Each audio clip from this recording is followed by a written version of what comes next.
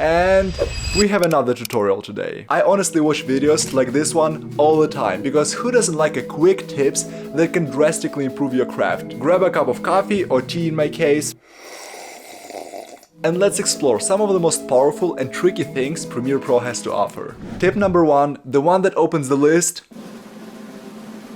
transform effect. Here's one example of the text animation, and here's the second example. Did you catch that cool motion blur? Yep, this one. It's super easy to do in Premiere Pro, but this simple trick can really spice up your animations. Just go to Effects tab, type transform and drag it onto your clip. Head to Effects Control, and instead of setting keyframes in the motion block, create your animation in the transform section. Then just change the shutter angle to 180 or even more for the stronger blur. And voila, you have that cool motion blur effect. Tip number 2. Closing gaps in your timeline. Have you ever worked on a super long edit, you chop down all the footage, and now you're left with all of those gaps that you need to close somehow? The wrong way to do it would be to highlight each of them one by one and do it manually. But as you've probably figured out, there's also a smart way. And let's see if we can do it under 3 seconds. Sequence, close gap. I'm pretty sure this method is faster, but you can stick to whichever you like. I'll stay with this one. Trick number 3. Color label the footage. All you have to do is right-click on your clip, head to label and select the color of your liking. Now you're probably sitting, looking at your colorful footage and wondering, what the heck am I supposed to do with it? Well, let me show you an example on one of the projects I did recently. I needed to edit a huge skiing video and I got over 50 gigabytes of footage. When I started to go with this footage, I created a separate sequence and edit all my clips there. Then, whenever I saw a cinematic clip that I can use with some kind of cool music, I used the yellow color. When I saw a storytelling clip with some dialogue, I color label it into green. And lastly, I used red for absolute banger clips that I would put up front. Now, when I actually started to edit the video, it saved me so much time because I knew that in the intro, I'm gonna put the red clips, then I'm gonna lead with the green clips, and whenever I have some highlights and music, I'll go with the yellow clips. Tip number 4, you know those Roman numbers? Anyway, there are 2 ways you can animate something. You can do it as a beginner, or you can do it as a pro. And I bet you are here to learn the pro method, so let's dive deep into that. After you set a keyframe for the animation of your object, right-click on your opening keyframe and select Ease Out. Then right-click on the closing keyframe and select Ease In. After you set those keyframes, the animation already gonna look way smoother. But if you want to bring it to the next level, let's open those keyframe graphs and see what we can do. Open the little toggle to the left of characteristics you are changing, and now you will see the graph that you can modify to your liking. You can make it go faster up front and then slow down, or you can start slow and then speed up. If you guys are enjoying this video so far and finding it useful in any way, I post a lot of stuff about video creation and video editing, so it would mean a lot to me and it will make you better if you subscribe to the channel. I really appreciate it, and let's get back to the video. Tip number 5.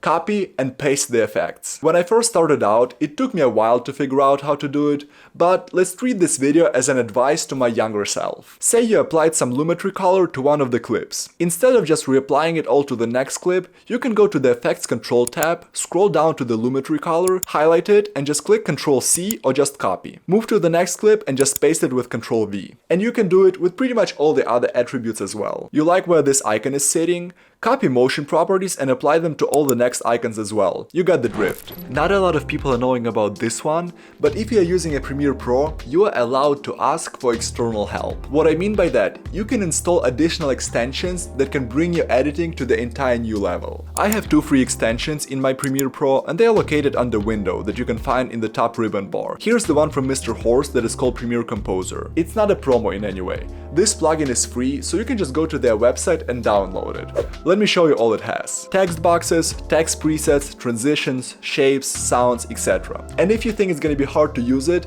this is the easiest thing in the world actually. Just grab whatever effect you like and straight out from this window, drag it onto your timeline. And there you have it. I'll leave a link to this plugin in the description of the video, in case some of you guys want to try it. Tip number 7 is adjustment layers. Not a lot of editors actually understand why you would use this effect, but here's the simple real-life explanation. Let's say you have the entire sequence of clips that you would want to color correct. I mean, you can do one clip individually and then copy the Lumetri color to all the others, but then what if you actually don't like this warm look and want to make it all cooler? You would need to change it in one clip, then move it to all the other clips, etc, etc. And here's when the adjustment layer comes in handy. All you have to do is to create it by right-clicking in your project window and selecting New Item, Adjustment Layer. Then you can just place it above all the clips and apply the color correction to this layer. layer. What it does, it acts like an umbrella for all the clips. It still passes all the effects to those clips, but those effects are not applied to the clip directly. So now if you need to change the tone of your image, all you have to do is just to play with Lumetri Color applied to the adjustment layer, and it will change it for all the clips that sit underneath. The next thing on the list is related to staying organized. I honestly can't tell you how much time this thing saves me every time I'm working on the major project. Basically, you know how you organize your room so you know where everything is? You put a jacket on a hanger, you put shoes next to the door. Well, kinda the same principle here. Whenever I'm starting a new project, I'll always try to create these beans or folders, whatever you wanna call them, first. A-roll for main footage, B-roll for some supportive footage, elements for any pop-ups, icons, etc. Then we have music, pretty self-explanatory, SVX, which stands for sound effects, so all the swishes, whooshes, risers, etc. And additional stuff for everything else. Now, you don't have to scroll through the long list of the assets you have, and everything is organized and easy to find. Tip number 9. Try exporting through Media Encoder. You know that great feeling when you're all done with the project, you go to the Export tab, check the settings and smash that export button. Well, what happens here, Premiere Pro throws a fit, rendering window pops up, and you can't do anything with Premiere Pro until it's done. Not a big deal if we are working with a small project, I mean we can wait a little bit. But every now and then, you're probably working on a bigger project, so instead of waiting until it's all done exporting, you can select Media Encoder option and it will open the separate app that will allow you to export your videos through there, while you still will have an ability to use Premiere Pro for other projects meanwhile. Obviously, if you want to do all of that at once, you want to make sure that your computer is strong enough to handle all of that.